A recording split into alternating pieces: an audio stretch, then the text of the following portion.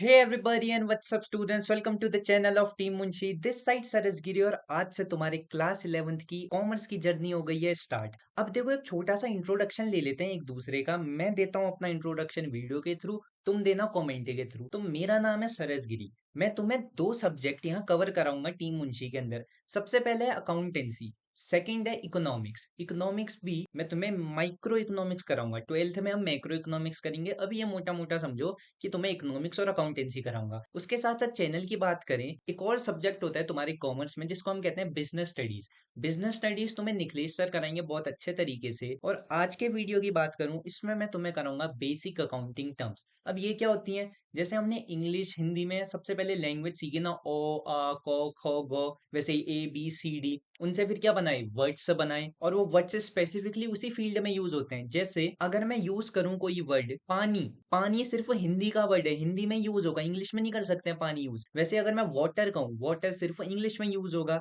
वैसे अकाउंटेंसी की भी कुछ भाषा होती है, वो भाषा को हमें सीखना होता है, जिसे हम बेसिक अकाउंटिंग टर्म्स कहते हैं। अब एग्जाम्पल के लिए मैं तुम्हें कहूँ, बिजनेस स्टार्ट करने के लिए जो पैसा बिजनेसमैन लगाते हैं उसे तुम मनी या कैश नहीं कहोगे अकाउंटेंसी में या कॉमर्स में, उसे हम कैपिटल कहेंगे। ये छोटी सी चीज थी, समझ नहीं आया कोई बात नहीं, मैं तुम्हें बहुत इजी अच्छे तरीके से समझाऊंगा आगे एनिमेशन के थ्रू। बिल्कुल एक कहानी सी है, बहुत अच्छे तरीके से ला रखा हूँ प्रेजेंट करके। अब अकाउंटेंसी के एक दो चैप्टर थोड़े से थ्योरेटिकल हैं, थोड़ा सा बोरिंग लग सकता है तुम्हें, लेकिन मैंने पूरा प्रयास करे उसे इंटरेस्टिंग से इंटरेस्टिंग बनाने का एनिमेशन के थ्रू। और उसके बाद जो हम न्यूमेरिकल करेंगे, जो लोग कहते हैं टफ होते हैं, कुछ नहीं होते हैं टफ, मेरी जिम्मेदारी है वो इजी बनाना तुम्हारे लिए। तो वीडियो को स्टार्ट करते हैं यार विदाउट एनी डिले, और आते हैं सबसे पहले कहानी में।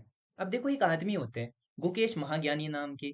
अब ये महाज्ञानी इंसान होते हैं, तो इन्होंने भी कॉमर्स ली होती है, और कॉमर्स लेने के बाद इनके दिमाग में एक आइडिया आता है, क्यों ना मैं एक बिजनेस स्टार्ट करूं। तो ये सोचते हैं मैं बिजनेस स्टार्ट करूंगा कपड़ों का, जिसे टेक्सटाइल भी कहते हैं हम, टेक्सटाइल बिजनेस। अब ये महाज्ञानी इंसान है, इन्हें पता था ये बिजनेस स्टार्ट करने में बहुत ज्यादा पैसा लगने वाला है। तो इन्होंने एक चीज करी, इन्होंने कहा ये पैसा तो आराम से ले आऊंगा मैं, एक थोड़ा खुद का पैसा लगा देता हूँ और लोन ले देता हूँ बैंक से और अपने दोस्त से। अब आगे बढ़ ही रहे थे टीम मुंशी वाले सरस गिरी साहब कि महाज्ञानी साहब ने कहा, अरे रुको रुको, यहाँ तो दो अकाउंटेंसी के टर्म कवर हो रहे हैं। सबसे पहला है कैपिटल और दूसरा है लाइबिलिटी। अब कैपिटल जैसा मैंने तुम्हें पहले भी बताया था, अभी भी बता देता हूँ, जो पैसा महाज्ञानी साहब ने बिजनेस स्टार्ट करने के लिए लगाया, लाइक खुद का पैसा और लोन का अमाउंट। लोन एक उन्होंने लिया बैंक से और एक लोन लिया अपने मित्र से, मान लो इसका नाम ABC है। तो इनसे जितना पैसा मिला टोटल, मान लो बैंक से लिया इन्होंने 1 लाख, खुद का पैसा लगाया 2 लाख, और दोस्त से लिए 3 लाख। तो ये हो गए 6 लाख। 6 लाख तुम्हारी कैपिटल होगी, जो पैसा बिजनेस स्टार्ट करने के लिए लगाया। सेकंड है लाइबिलिटी। लाइबिलिटी बहुत सिंपल है, देखो लाइबिलिटी मतलब कोई भी ऐसा कर्ज या उधार जो हमारे महाज्ञानी साहब को वापस करना होगा। लाइक हमने लोन लिया बैंक से, सो लोन का जो अमाउंट होगा जो है 1 लाख, इसको हम लाइबिलिटी कहेंगे। वैसे ही जो इन्होंने अपने मित्र से पैसा लिया 3 लाख, 3 लाख भी हम लाइबिलिटी कहेंगे, जो पैसा हमें वापस करना है। अब एक और चीज है यहाँ पे को, कैपिटल मैंने तुमसे बोला पैसे ही लाए हो खुद के। अब कैपिटल जरूरी नहीं है कि सिर्फ पैसा ही लगाया हो, फर्नीचर मशीनरी ये सब भी चाहिए होती है एक शॉप में, या तुम फैक्ट्री खोल ले वहां पे को भी तो फर्नीचर चाहिए होगा, तो उन्हें भी तुम कैपिटल कहोगे अगर स्टार्टिंग के समय वो लगाया। मान लो मुकेश साहब ने पैसा भी लगाया होता और ये कोई मशीन भी ला गए होते, तो मशीनरी को भी हम कैपिटल कहते। अगर इसके हैंड रिटन नोट्स चाहिए है ना, मैंने डिस्क्रिप्शन में डाल दिए हैं। अगर तुम्हें राइटिंग समझ ना आए, तुम कमेंट करना, मैं तुम्हारे लिए वर्ड में बना के डाल दूंगा वो लिंक। तो लाइबिलिटी भी क्लियर हो गया होगा। यहाँ दोबारा बताता हूँ, कैपिटल मतलब वो पैसा या वो कोई भी ऐसी वैल्यूएबल चीज जो इन्वेस्ट करी है बिजनेसमैन ने बिजनेस स्टार्ट करने के लिए। और लाइबिलिटी मतलब होता है ऐसा कर्ज जो वापस करना होता है ओनर ने दूसरे व्यक्ति को जिससे लोन लिया है। थर्ड आते हैं, थर्ड है क्रेडिटर्स। अब क्रेडिटर्स भी बहुत सिंपल है, हमने लोन लिया ना, वो लोन की अमाउंट को तो लाइबिलिटी कह देते हैं, लेकिन जिस आदमी से लोन लिया, इस केस में जो हमारे महाज्ञानी साहब है उन्होंने अपने मित्र से लोन लिया, तो जो मित्र होगा उन्हें हम क्रेडिटर कहेंगे अकाउंटेंसी की भाषा में। वैसे ही बैंक से लोन तो लिया 1 लाख का, 1 लाख तो लाइबिलिटी हुई, लेकिन जो बैंक हुआ, मान लो ये SBI बैंक था, तो SBI बैंक को हम क्रेडिटर कहेंगे अपना। Creditor mean a person to whom we give और pay back the money that we have taken as a loan. Creditor भी सिंपल था, क्रेडिटर वो व्यक्ति या कोई भी इंस्टीट्यूशन भी हो सकता है, SBI कोई व्यक्ति थोड़ी है, इंस्टीट्यूशन है, जिनको हम पैसा वापस करेंगे फ्यूचर में। ये हो गए हमारे क्रेडिटर। आगे बढ़ते हैं। अब देखो, इन्होंने इन पैसे का क्या करा, सबसे पहले एक बिल्डिंग खरीदी जहां ऑपरेशन करेंगे बिजनेस के, जहां सामान बनाएंगे प्रोड्यूस करेंगे। सेकंड है इन्होंने लैंड खरीदी, अब बिल्डिंग बनाएंगे, जमीन भी तो खरीदनी होगी, कहाँ बनाएंगे नहीं तो बिल्डिंग। तीसरी चीज है इन्होंने फर्नीचर खरीदा, जैसे मैंने कहा ना फर्नीचर खरीदा। और चौथी चीज है इन्होंने मशीनरी खरीदी, अब स्विंग मशीन, कपड़ों का बिजनेस खोला था, सिलाई की मशीन भी तो चाहिए होगी। तो ये सारी चीजों से इनको अप्रूवल मिल गया अपने बिजनेस का। अब आगे बढ़ ही रहे थे, इन्होंने कहा यहाँ और कॉन्सेप्ट क्लियर हो रहे हैं। सबसे पहला है एसेट। एसेट मतलब होता है कोई भी वैल्यूएबल चीज या रिसोर्सेज जो या तो बिजनेस को प्रेजेंट में फायदा पहुंचाएंगे या इन फ्यूचर में फायदा पहुंचाएंगे। मतलब अब देखो, बिल्डिंग खरीदी हमने, लैंड खरीदा, ये सब क्या एक वैल्यूएबल चीज है, रिसोर्स है एक वैल्यूएबल, तो इन सबको हम एसेट कहेंगे। मशीनरी भी यहाँ एसेट हो गई, फर्नीचर भी एसेट हो गया, फायदा तो पहुंचा रहे हैं ना बिजनेस को। अब देखो लैंड में क्या होगा, बिल्डिंग बन रही है, बिल्डिंग के अंदर प्रोडक्शन होगा, प्रोडक्शन करेंगे, प्रॉफिट कमा सकते हैं, ये तो अल्टीमेटली ये बिजनेस को फायदा पहुंचा रहे हैं। वैसे फर्नीचर है, फर्नीचर में साहब बैठेंगे, बिजनेस का ही फर्नीचर है, कभी फ्यूचर में बेचना पड़े पैसे मिलेंगे इसके भी। वैसे मशीनरी का भी सेम हाल है, इसको बेचेंगे पैसे मिलेंगे, और बिजनेस का सामान है ये, तो इनको हम एसेट कहते हैं। तो इसको इंग्लिश में क्या कहेंगे पता है? Assets are economic resources. Economic resources होते हैं लैंड, बिल्डिंग, मशीनरी, फर्नीचर, जिनकी कोई इकोनॉमिक वैल्यू है, पैसे में वैल्यू है, of an enterprise that can be usefully expressed in monetary terms, जिनको हम मॉनेटरी टर्म्स में एक्सप्रेस कर सके। जैसे हम कह सकते हैं ना, लैंड मैंने 1 करोड़ की खरीदी, बिल्डिंग मैंने 5 करोड़ की खरीदी, ऐसे करके मॉनेटरी टर्म्स में एक्सप्रेस कर पा रहे हैं, तो इन्हें हम एसेट कहते हैं। या एक और डेफिनेशन है, assets are those items which gives us benefit in present or can give benefit to us in future। Asset भी सिंपल था, प्रोपराइटर तो सबसे सिंपल है। देखो प्रोपराइटर होता है ओनर ऑफ द बिजनेस, यहाँ गुकेश महाज्ञानी साहब है, इनको तुम ओनर भी कह सकते हो, ओनर भी कह सकते हो, लेकिन अकाउंटेंसी में तुम इन्हें प्रोपराइटर भी कह सकते हो। तो प्रोपराइटर और कुछ नहीं है, बिजनेस का ओनर है।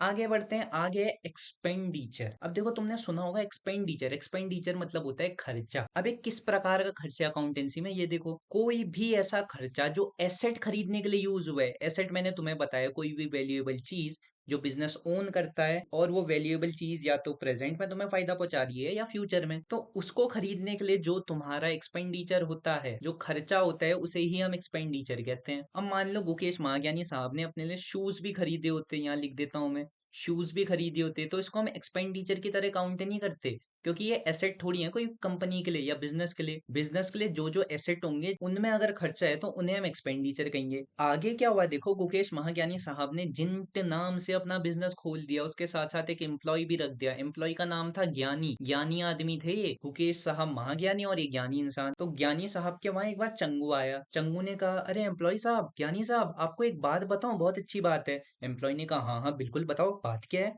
चंगू ने कहा यहाँ तो आपके दो कॉन्सेप्ट क्लियर हो रहे हैं, एंटिटी और डेटर्स के। एंटिटी क्या होता है? अब देखो एंटिटी मतलब कोई भी ऐसा नाम या कोई भी ऐसी आइडेंटिटी जिसके वजह से बिजनेस जाना जाता है। मैं एग्जांपल दूं, अगर मैं कहूँ जारा, उसके साथ मैं कहूँ H&M, तो ये क्या है? कंपनी के नाम है, इनसे तुम कपड़ों का अंदाजा लगा लेते हो, अरे जारा ये तो कपड़े बनाती है, H&M है अरे ये तो कपड़े बेचती है। वैसे मैं टाटा कहूँ, टाटा के सबसे पहले तुम्हारे दिमाग में क्या आता है? कार्स आती हैं, गाड़ियां वगैरह आती हैं। सो जिस नाम से बिजनेस को जाना जाता है उसे हम कहते हैं एंटिटी। और यहाँ पे कोई एंटिटी क्या है? जिंट, जिंट नाम से इनके बिजनेस को जाना जाएगा। अब एम्प्लॉय साहब ने कहा वो तो ठीक है, लेकिन डेटर कैसे हुए यहाँ पे? को तूने तो खाली एंटिटी ही बताया। अब चंगू ने कहा जब आप मेरे को उधार में यानी क्रेडिट में सामान दोगे तभी तो डेटर समझ आएगा। हा हा हा। अब चंगू ने ये समझाते हुए भी कहा देखो मैं आपसे उधार में सामान खरीद रहा हूं, अभी उधार को हम क्रेडिट भी कहते हैं अकाउंटेंसी की भाषा में। तो क्रेडिट में जब सामान खरीदूंगा और मेरे को आपको फ्यूचर में पे करने होंगे पैसे, तो मुझे तुम डेटर कह सकते हो। हमने क्रेडिटर्स की बात करी ना, क्रेडिटर्स वो आदमी होते हैं जिनको पैसे देने होते हैं हमें, डेटर्स वो आदमी होते हैं जिनसे पैसे लेने होते हैं हमें। और हमेशा तुम बिजनेस के पर्सपेक्टिव से सोचोगे, तुम कंज्यूमर नहीं हो, तुम क्या हो? बिजनेसमैन हो। तो अगर मैं तुमसे बात करूं, तुम चंगू हो ही नहीं, या तुम क्या हो? एम्प्लॉय साहब हो, ज्ञानी साहब या महाज्ञानी साहब हो। तो तुम यहाँ से देखोगे तुम पैसे ले रहे हो या दे रहे हो, क्योंकि अगर चंगू के वहां से देखोगे तुम तो पैसे दे रहे हो उल्टा, तो तुम कहोगे हम तो क्रेडिटर हैं। ऐसी बात नहीं है, लेकिन तुम्हें बिजनेस के नजरिए से देखना है। एम्प्लॉय साहब को पैसे लेने हैं चंगू से, तो चंगू बन जाएगा डेटर। अब एम्प्लॉय साहब भी मान गए, चल यार तूने इतनी चीजें बताई मेरे को, मैं तेरे को उधार में सामान दे देता हूँ।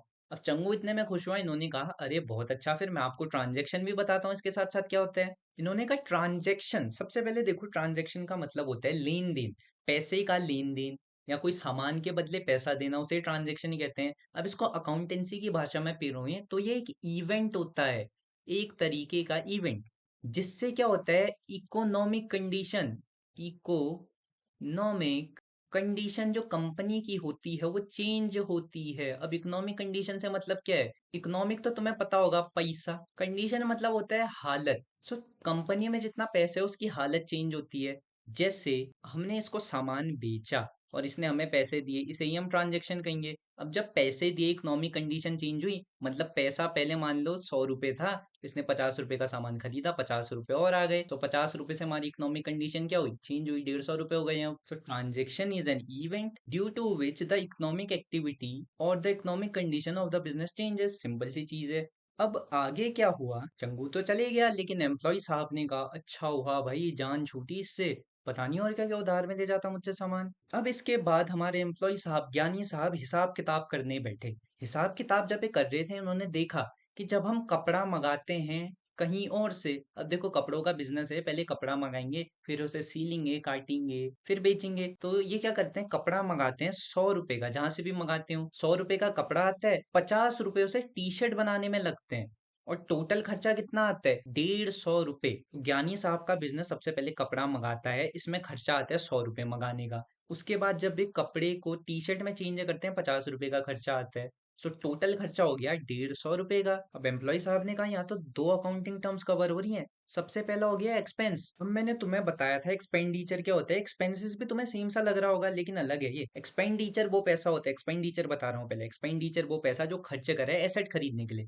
एक्सपेंस वो पैसा होता है, या एक्सपेंस वो खर्चा होता है जो खर्चा हुआ वो सामान बनाने के दौरान, बिजनेस में जो सामान बना हो उसमें जितना खर्चा आया उसे एक्सपेंस कहते हैं। अब इसको इंग्लिश में कहेंगे cost which is incurred. Incurred मतलब जागृत हुई या बड़ी, by a business in making the product. For example यहाँ पे को हम कपड़े से टी शर्ट बना रहे हैं, 100 150, 100 और 50 रुपए ऐड करेंगे, 150 रुपए का क्या हो रहा है? खर्चा। तो इसे हम एक्सपेंस कहेंगे, वो खर्चा जो सामान बनाने में आया है, डेट इज एक्सपेंस। मैं बार बार इसलिए कह रहा हूँ तुम्हें समझ आए। थोड़ा सा टफ होता है कॉमर्स में, ये बहुत सी नई टर्म है, इनको सीखना पड़ता है। ऐसी 20 टर्म है, तुम्हें 20 टर्म याद रखनी है। जर्नल एंट्री जो मैं कराऊंगा वो याद रखनी है, मैं तुम्हें गारंटी दे रहा हूँ। तुम्हारा 80% ऑफ 11th क्लास कवर हो गया है। उसके साथ साथ जर्नल एंट्री में ध्यान दे दिया ना, तुम्हारा 60% ऑफ क्लास 12th भी कवर हो गया। एक्सपेंस तो क्लियर हो गया यहाँ पे को। अब आते हैं सेल्स में। सेल्स मतलब होता है टोटल पैसा जो बिजनेस ने कमाया है सामान बेच के। अब देखो इससे पहले मैंने तुम्हें बताया था, चंगू को सामान बेचा उधार में, भले ही उधार का सामान था, मान लो 100 रुपए का उधार था, वैसे ही आज तक कंपनी ने टोटल जितना सामान बेचा है वो है 300 रुपए। सो 300 रुपए को तुम सेल कह सकते हो। लेकिन सेल में क्या होता है ना, उधार का पैसा भी ऐड कर सकते हो तुम, क्योंकि चंगू तो बाद में जाके पैसे देगा ही ना, तो तुम ये कहोगे 400 रुपए की तुम्हें सेल हुई है। तो सेल मतलब total money that you have earned. Earned मतलब होता है कमाना। So total money that you have earned by selling the product of the company. और प्रोडक्ट को हम क्या कहते हैं पता है? Goods and services. ये भी मैं बताऊंगा क्या होते हैं, आगे बढ़ते हैं यार। इससे पहले तो एक्सपेंस और सेल भी कवर हो गया है यहाँ पे को। नेक्स्ट है तुम्हारा परचेजेस। परचेजेस का मतलब होता है वो सामान जो बिजनेस ने खरीदा है अपने सामान को बनाने में। अब देखो यहाँ पे को क्या खरीदा? कपड़ा खरीदा है इन्होंने, कपड़े से इन्होंने अपना सामान जो टी शर्ट है वो बनाई। सो कपड़े को तुम यहाँ परचेज कहोगे। कितने की परचेज हुई है? 100 रुपए की। 50 की परचेज नहीं हुई है, ये तो टी शर्ट बनाने में आया है। टी शर्ट बनाना तो इनका मेन धंधा है, मेन काम है। जो मेन काम नहीं है, जो सामान को खरीदने में इनका पैसा लगा है, जो रॉ मटेरियल है, कच्चा माल, फैब्रिक जो है वो कच्चा माल है, टी शर्ट जो है वो पका हुआ माल है, ये रेडीमेड माल है। सो इसको खरीदने में जो खर्चा है उसे हम कहते हैं परचेजेस। आगे बढ़ते हैं। आगे जो होते हैं हमारे महाज्ञानी साहब, बहुत गुस्से में तमतमाते हुए आते हैं, और एम्प्लॉई साहब भी हड़बड़ी में पूछते हैं, अरे सर क्या हुआ, आप इतने गुस्से में क्यों? अब गुस्से में क्यों हैं ये जानने के लिए ना तुम अगली वीडियो देखना, जो है part 2 of basic accounting terms. तो यहाँ तक अगर वीडियो पसंद आया, लाइक करना, शेयर करना, सब्सक्राइब करना, और हाँ, अपने दोस्तों को रिकमेंड भी कर देना।